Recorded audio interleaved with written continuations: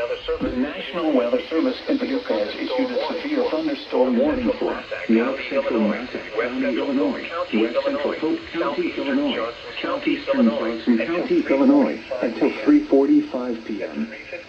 At 3:15 p.m., the National Weather severe thunderstorm warning for North Central Massac County, Illinois, West Central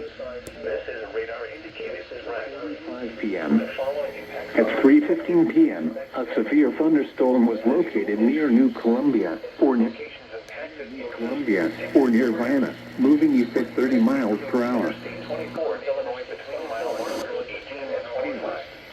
This is a radar indicator threat. The following is until 3:45 p.m. for the following counties in Illinois: Johnson, Massac, and Polk. This includes Interstate 24 in Illinois between mile markers 18 and 25. Repeating, a severe thunderstorm for the following counties in Illinois: Johnson, Massac, and Polk.